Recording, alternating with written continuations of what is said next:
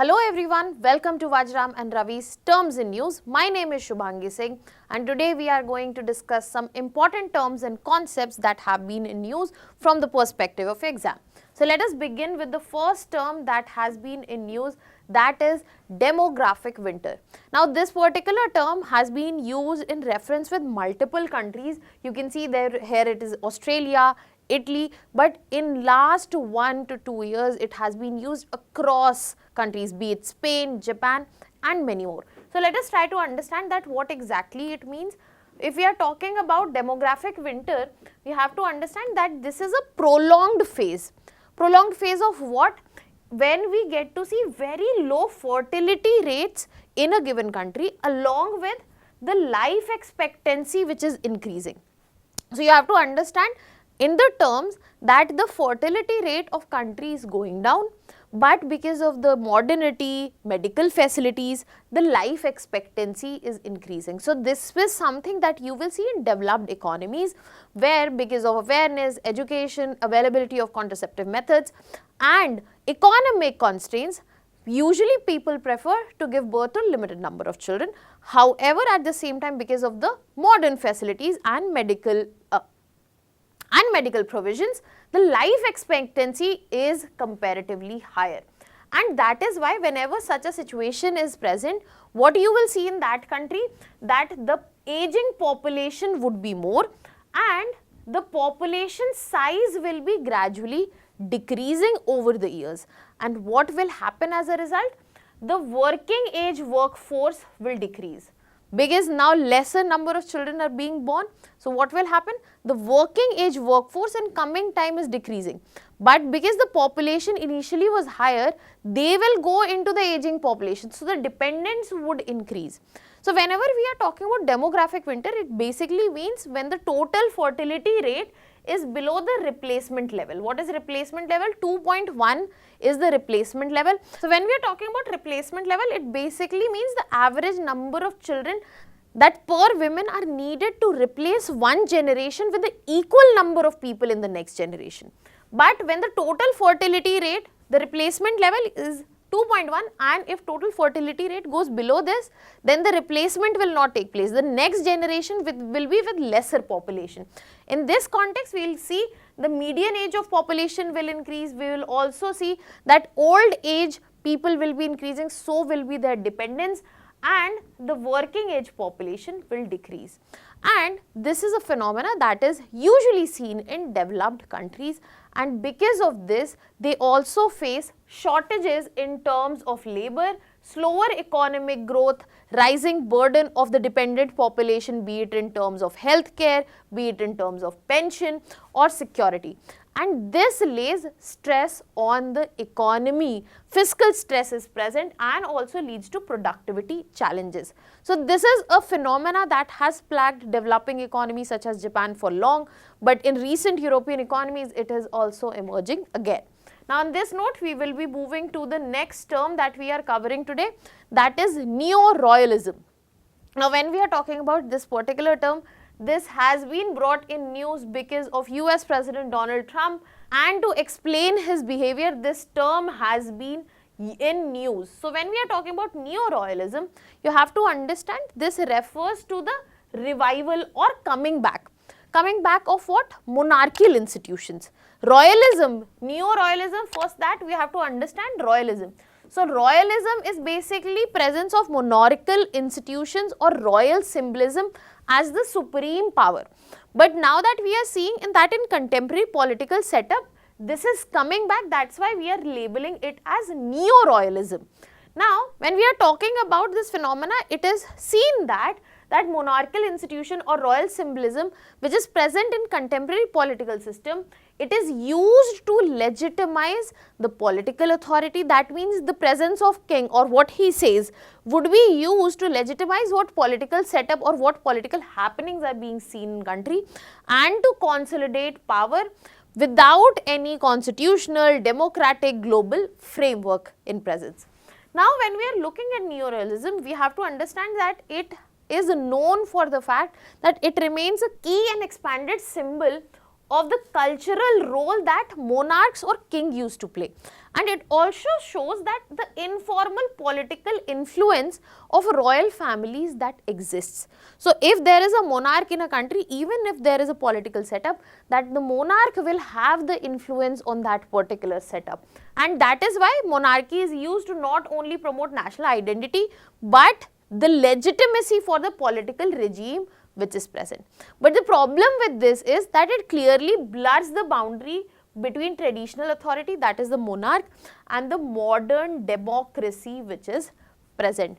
The reason this has been in news, as I highlighted, to understand the behavior of President Donald Trump, because the way he has been behaving, it is nothing short which is relevant to royalism. Now we will be moving ahead from here to the next term that we are doing today, is Monroe Doctrine.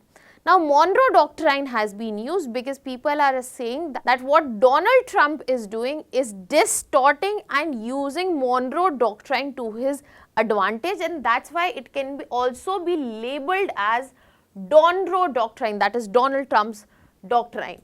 Now, in this context, this has been in news because of recent plan of US President about Greenland and how Europe is going against it. So, in that context, it has been raised. Now, first let us understand Monroe Doctrine.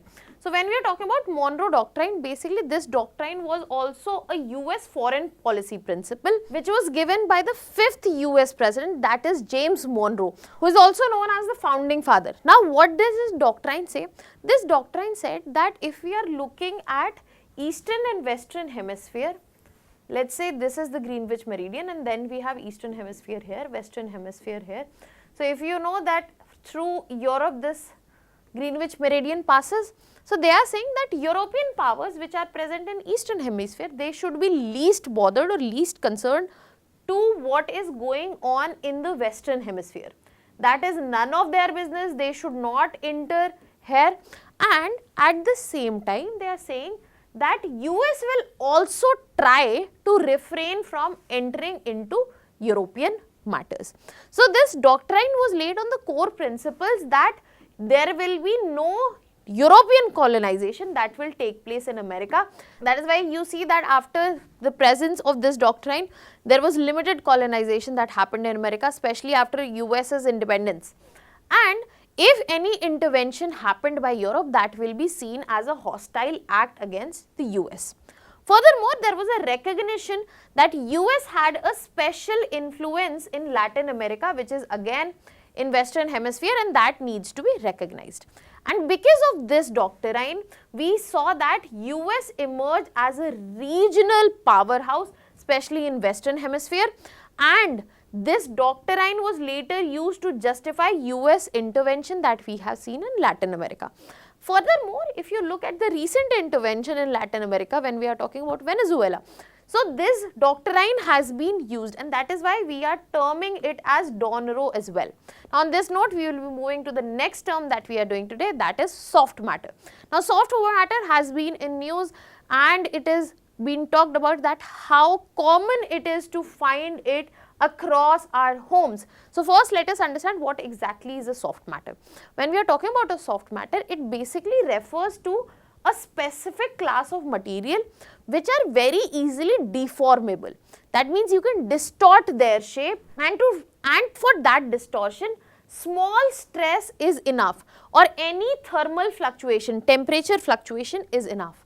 And they are the ones which exhibit properties which are somewhat between two states of matter, that is solid and liquid.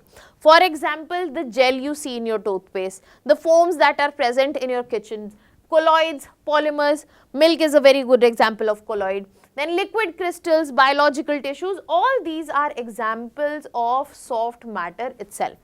The key characteristic with which we can identify soft matter is basically they have very weak intermolecular forces. That means the forces joining the two molecules are comparatively weak, that's why they can be deformed. That is why because these forces are weak, that's why they are sensitive to stress, temperature, pressure, and the structural organization, as I said, because they are between two states of matter, that is liquid and solid, that is why they have complex structural organization, and they are very common in terms of application. They are used in drug delivery. As I said, they are present commonly in our home. They are present in flexible electronics and food and cosmetics as well. Now, on this note, we will be moving to the next term that we are doing today, that is steel slag. Now, steel slag was in news because it was said that this material is going to be used for roads which are being built in the hilly region. Now, first we need to understand that what exactly is steel slag. So, steel slag is a byproduct that comes on the side whenever you are making steel. So, whenever steel manufacturing is happening, a lot of other byproducts are generated. One of them is steel slag, and this comes out when impurities are separated for molten iron during the refining process. So, when we are talking about steel slag, it comes as a component when the refining process is taking place. Steel slag is very rich in calcium, silicon, iron and magnesium oxide. That is why it is very hard, dense and abrasion resistance, and that is what makes an ideal ingredient which we can add to road making. Furthermore, when we are talking about steel slag, it has already been used in roadway and highway construction. It is used heavily in cement and concrete manufacturing as well, and railway ballast as well as soil stabilization. For this purpose, it is also used. But at the same time, it has an environmental angle involved, because as steel slag is a byproduct, it might be wasted, it might be used for other purposes which promotes circular economy, which promotes reduced waste, and it also facilitates carbon capture. It has a potential role, and also in green construction. Now, that was all from my side. Thank you so much.